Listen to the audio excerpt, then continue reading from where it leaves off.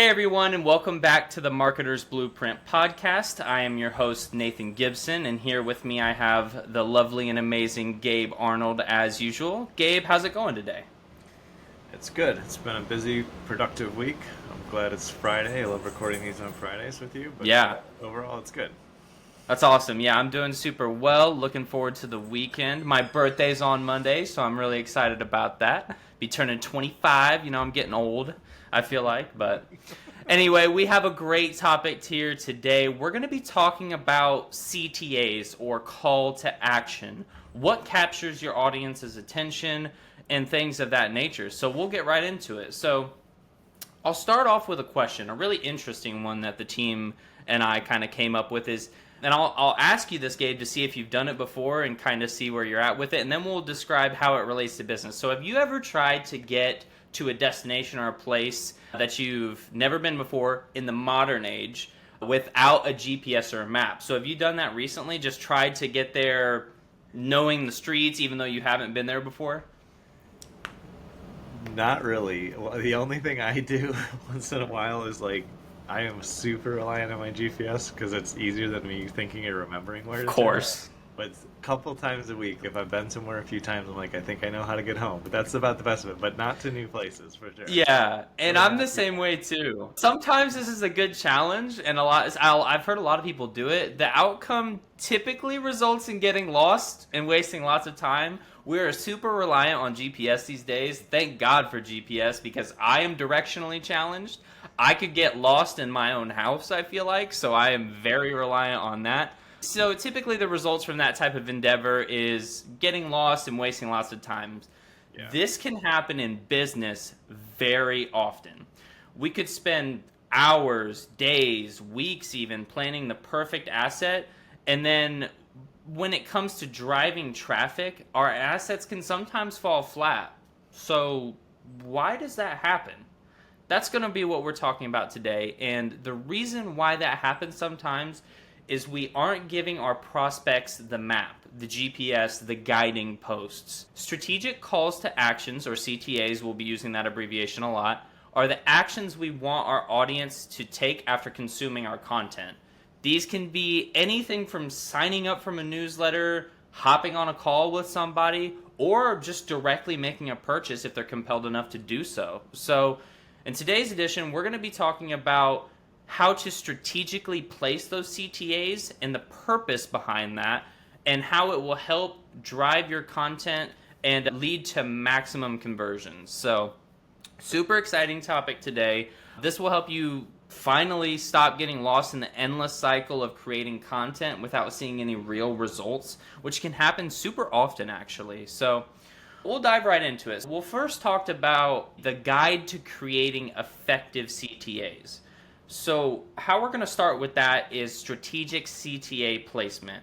I'll describe a few examples of this, and then I'll get your opinion on it, Gabe, to see kind of what your experience has been with placing CTAs and content that you want people to consume. Some examples of this so people know for CTA placement is sidebars, which is kind of a non-invasive option that allows readers to follow along as they explore your content kind of on the side of a web page. We have in-text CTAs that are strategically placed in different areas of the content, so they're not locked to the side or the top or the bottom. We also have pop-ups, which can be a good or a bad thing depending on how they're used, but that's with, they're basically subtle pop-ups that appear at certain times of scrolling or when you're thinking about clicking off the page. And then one last example is bottom line CTAs, which is the classic button at the end of your post, leading you to the next step. So those are some examples of some popular CTAs. What are your thoughts on using these in content that the goal of driving conversions? Yeah, you really covered all the really effective placements there, Nathan. And there's tons of places to put your call to action, and there's even I've heard people call them secret call to actions or soft Yeah. call. There's a bunch of psychology around it. So one of the things that's really important to pay attention to when you're wanting somebody to take the next step, I really like the analogy you're using, Nathan, of this is the GPS or the map, is they have to know where they're supposed to go and it has to make sense to go there. It has to be the next logical step. So if you're writing an article about the supplement that you sell or whatever it might be, and you're explaining why everyone should take this supplement or use this product for their health, and you're just explaining the science behind it and why it's good for your lifestyle. If your CTA at the bottom of that is click here to buy my $24,000 a year supplement wellness coaching practice for live event bundle, then that isn't connected to where the psychology of the person is using it, because you were starting with educating. They were early in the journey. So it's why when we're designing CTAs and we're launching campaigns for our clients, we talk about marketing terminology, but like top of funnel, middle of funnel, and bottom of funnel. And what that means is how sophisticated is the person educationally about what they're trying to buy. It means how behaviorally are they ready to buy. It's like all the psychology of where they're at in their buying process. Because like my setup may or may not look a little bit different, but yesterday my iMac started to really act up, and I think the video card's going, and so some of my recordings didn't work out for a couple of our earlier podcasts before I caught it, or we had some challenges with it. But as soon as I was like, oh, I need something new, I was top of funnel, because I'm like, well, I got to have a desktop machine. I was top of funnel. Then I'm an Apple, Apple fan for life. So like, of course, I go to Apple's site, and then I was like middle of the funnel I was midway in my process of buying, because top of funnel, I'm like just early stages thinking about what do I need. I think I want this. Middle of the funnel, kind of a brainstorming phase. Yeah, exactly. Like just awareness. I'm pretty sure I'm going to do it. I ended up, I was talking to my wife about when we both just talk to each other before we make bigger purchases. I'm like, I think this is my budget. It was just very top funnel. Right. Middle of funnel, I went in and I thought I was going to buy an iMac, but I figured out that the Mac Studio desktop thing, or whatever, I think I'm calling it right because it's relatively new. I was like, oh, I think that really meets my needs. Now I'm middle of funnel because I did some spec review. I checked things. I thought about like how am I going to place it. It'll be a little bit different setup, and I got a Mac display. And then bottom of funnel, I put my credit card and checked out. That was the end. I was ready to make a decision. I was like, yeah, I think I'll get Apple Care. I was like minor decisions. And so CTAs have to match the psychology of where the prospect that we want to serve is at in their discovery and buying process. Like that is what top of funnel, middle funnel, and bottom funnel is. It's actually like where's the person in their education, discovery, and buying process. So that's really crucial when we think about where to put the CTA physically on the button or in the copy or in the text. Yeah. It's also really important as we think about how we phrase the CTA, because when I first got to Apple site, I always just traded my old one because that's the simplest. And I said, of course, the CTA was first find out how much you can get for your current machine or something, just to give me information. The CTA matched my psychology. They're going to give me like $600 or something for my old machine. The next CTA kind of evolved and changed and said, explore which Mac you want to buy now. I don't remember exactly what it is, but it's going to say it's kind of taking me the next step. And then when I put stuff when I looked at different Macs, it shows me the specs and it says, shop now or buy or something. I build it out and then it says, put it in the bag. So I put it in the cart.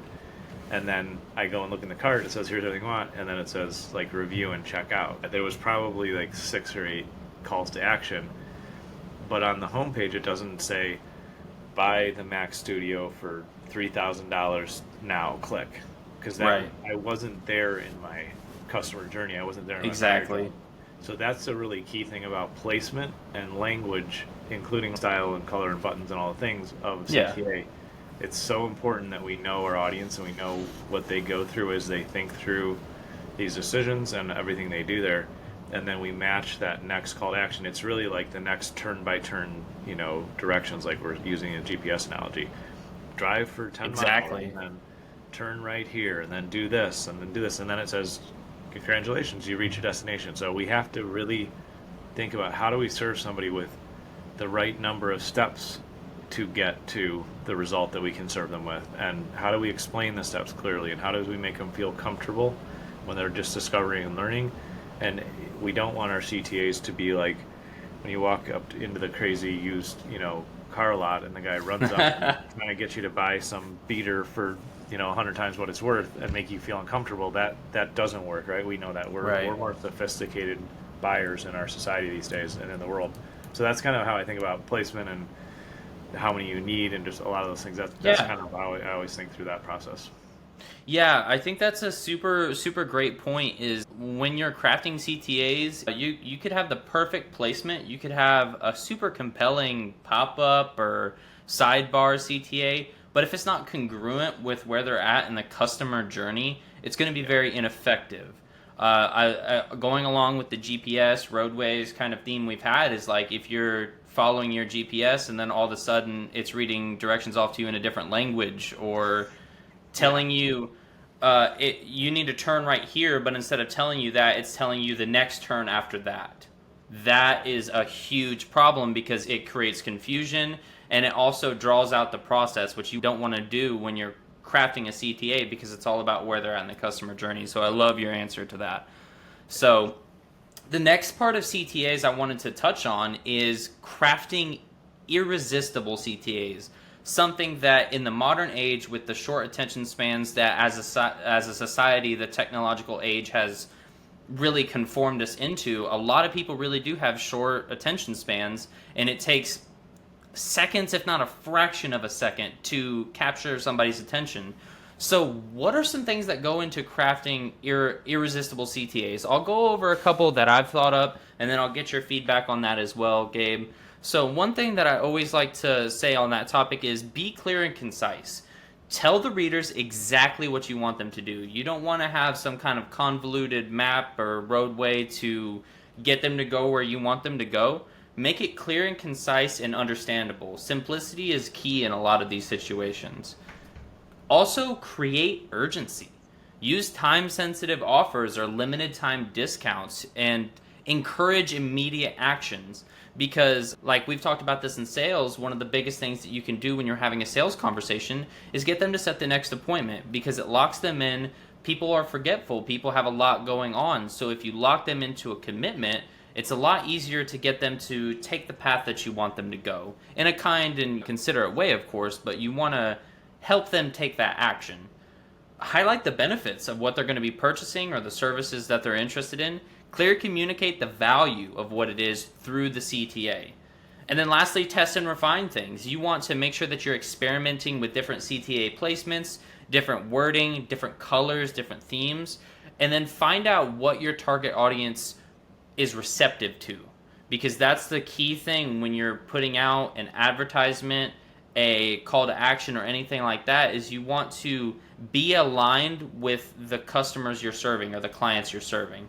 So what are some ways in your large amount of experience advertising for businesses, what are some ways that you have crafted some irresistible or some really good CTAs for people to take? Yeah, so the way to think about this is there's a couple layers to it. Is one is get clear on your intention of how you want to serve and help these people. Like that's really crucial. And I'll give an example around that, and then get into probably remember a couple CTAs I've used. But when I go on Amazon and I'm thinking about buying a new office chair, which I do every 3 or 4 years, I try to buy kind of middle of the road one that's going to be quality.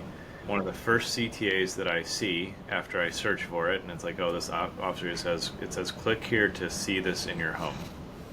Yeah, I've seen that. Yeah. And that's a really Super cool. service-based CTA that's building trust because they have the technology to like have the AR, and I can pop it up and see what it would look like sitting in my office here. Yeah. And that does two things for me. One, it helps me confirm, am I going to make the right decision? It's really a service-based CTA. I love this about Amazon, and they do a lot of things well with this because Right. if I pop it up in my office and I'm like, oh, like that color looks weird, or like I forgot about, that I wanted arms on the chair and didn't have it. Yeah. They're educating me. They're helping me make the best decision for me.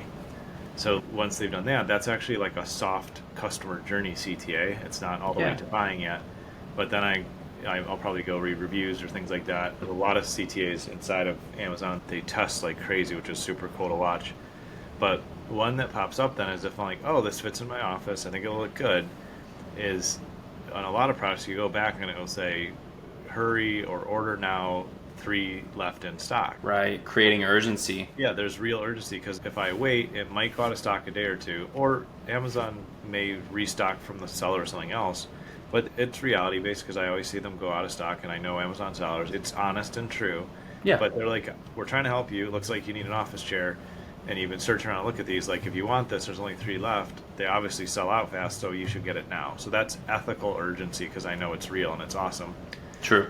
So when we're making offers, we really want to think about what would be the next step that we could guide somebody in taking that truly serve their needs. So if by doing the level of market research that we do for our clients, we do for ourselves, let's just say I know that one of the clients that we serve, the customers that they want to attract, would prefer to have a conversation before they buy a coaching program.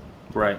Then we want to put in the relevant, call to action, the CTA that says, if you'd like to learn more, let's book a 15-minute virtual coffee together.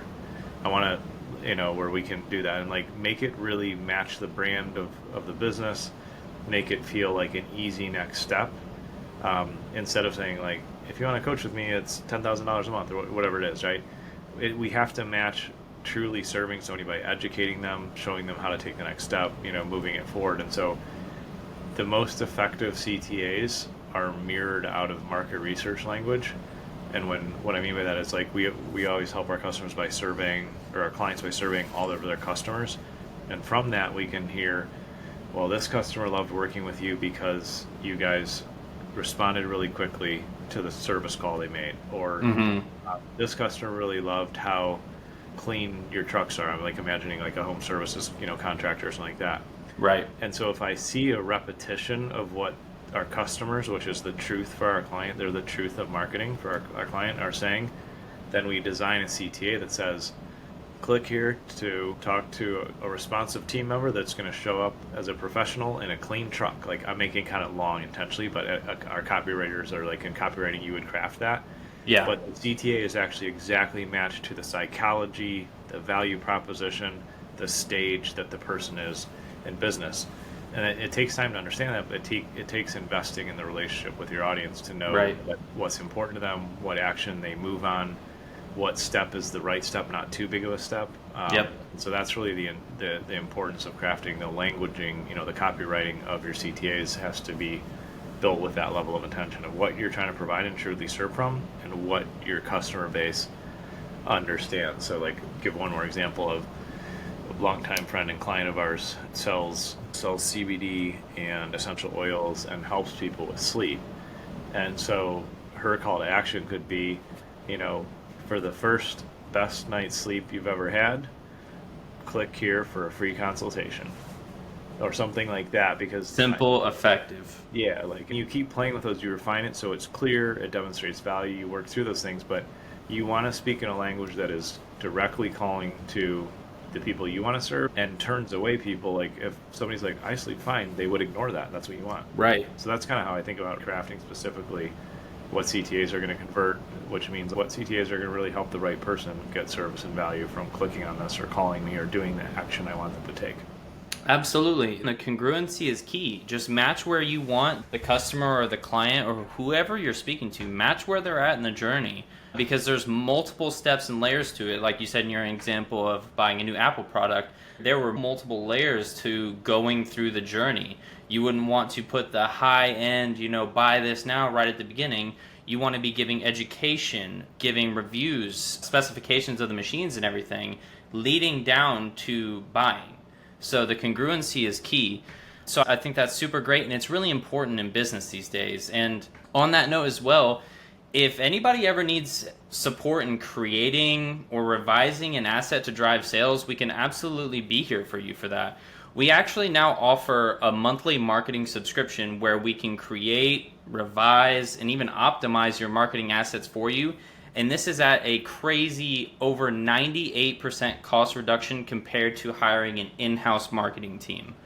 From books to blogs to social media posts and so much more, there's really no limit to what we can support you with from that aspect. So the last point on that too is you can use it when you need it. It's there for you when you need it at the right time, so you can save on marketing costs and actually get real results. You can head over to bmecrew.com to check that out. And then you can, of course, check out our regular website at businessmarketingengine.com. Lastly, my favorite part of our weekly podcast is talking about our wins, what we have going on as a business, what we have going on in our lives. So I have a couple here that I'd like to run by you. The first one is super exciting. We completed one of our clients' pretty big website update projects, which brought their online presence really to the next level and exceeded their expectations. Over 18 years ago, we started out as a tech company, so we have lots of experience in building websites and especially optimizing those as new technology comes out. We have an excellent team of web developers, so we got that online for them, and it's going to help them convert clients from a beautiful looking website. We also have a really super exciting thing I just heard about recently where we successfully equipped our client with the knowledge and tools to optimize their Instagram highlights, which is super important. We talked about the short attention span of people these days, and so short form media, we've talked about that before, is super big. And so optimizing something like Instagram highlights, Reels, TikToks, and that sort of thing can be a huge leverage point for business these days. So we were really excited about that.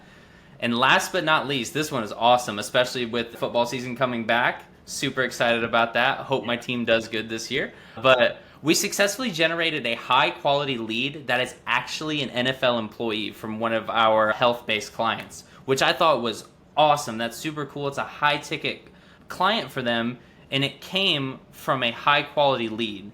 So those are some awesome wins that we're celebrating. And Gabe, I'd love to get your take on some of these wins that we're having. Yeah, there's always so much good stuff happening these days in the company and for our clients Yeah. that we serve. And something that we're just intentional about is every week we just, we of course we address problems and challenges that come up. That's part of life and business. But we take time every Thursday as a team and say, man, what's working? What's the good news? And it's one of my favorite things we've implemented because Yeah. I'll talk specifically about our client who is now has a high ticket contract with an NFL player. It's like super Crazy. exciting. When we met them, they had some not so great, I would just say like inexperienced, well-intentioned but inexperienced, people try to do marketing that just caused problems and broke things and they were losing thousands of dollars a month because they weren't applying principle-based marketing like we Right. help our clients apply. So we went through our process of doing market research. We, helped them with some updates. We launched these campaigns, and in a short time, they were starting to get leads that felt aligned and good quality. A couple, as normal, came in that were, a little bit off, so we met with them and talked about it, and we adjusted targeting and process. And then it was a couple weeks ago that they said, "Oh my gosh, one of the leads we generated from Google Ads was this NFL player," and obviously amazing. we keep all this stuff confidential so that these people don't get blown up. Yeah, for sure. But it was super exciting because they came and said, "Man, we're so excited. We're now having this conversation with this NFL player," and then we heard just recently that they closed the deal, and so now they've just paid for 50 to 75% of all their marketing expenses Yep. in one deal, which means that they can reinvest and grow. It means they'll have profits, and it's just really cool when our clients are willing to trust us and go through the process because they started about 4 months ago, I think, if I'm thinking right. Sounds about right. 4 or 5 months ago, and we always tell them, trust us. Between 4 and 6 months is when you're going to start to see results and traction, and then when you get past the 6-month mark, things are going to be really good. And I'm so grateful that they were willing just to trust the process and walk through with us because Absolutely. now they're getting really good return on investment, and they're getting the type of clients they want to work with, which That's is so super important. Yeah, so it's just super aligned, and so we have so much growth and success like that coming through for our clients because we've just made the decision that we wish these folks the best, but we're unwilling to tell people that, hey, there's some shortcut or you can do it like everybody else does it. Right. We start by showing you how to deepen your relationship with your customers and with your audience that you want to work with, and we put phase by phase, we put things in place. We help you stick to your principles, and the results are just amazing, and they last for years. I'll give you one more success story, and then I'll let you close it out here, Nathan. But I had a longtime client of ours who is now a great friend of mine and a family friend. She sent an email to us this week and said, I can't believe it, just like you said, Gabe, if I just stick with this and I keep focusing on my brand and I keep putting out the right things, that eventually people are just going to get on the phone with me and say, can I buy from you? And I want to sign up now. She's like, I can't believe it happened just like you told me. She's like, I got on this call a few days ago. This guy said, I've been following you on Facebook for 3 years, and I want to sign up for your highest ticket coaching. And the guy signed up for the coaching. Wow. It was like a 20-minute conversation, and I told her, I said, that's why we market for the long haul. That's why we don't Exactly. we don't measure just clicks and impressions today. Of course, we measure those metrics, but we keep showing up consistently. We keep demonstrating value to our audience, and here's how we help. We keep serving them. And over time, the trust in your marketplace grows so high that some people will just walk up, and I've had this happen too, and say, I want to buy from you now. And they've been watching you. They've been seeing if you're consistent. They've been seeing if you are who you really say you are. And of course, my friend and great client is who she says she is. And so she gets to reap the reward of being faithful in her marketing and following principles and not getting distracted by the latest trend or the latest thing that somebody's trying to throw your way. She's stuck to marketing principles. Because of that, she gets to serve and help somebody, and she just added a ton of revenue to her business, and she's getting, again, that awesome return on investment because she's willing to follow the process. And so that was another awesome one that I was super excited about this week. When you follow processes and put relationships first, things will fall in place for your business. We've seen it over our 18 years as a business. You've seen it in other endeavors that you've been in.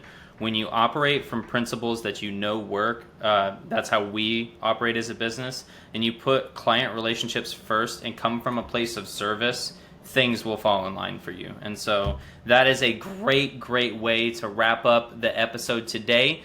Just to kind of wrap up what we've talked about today is make sure that you're placing your CTAs effectively, and that when you are placing them, you're crafting irresistible, really eye-catching CTAs that will grab that short attention span that people have.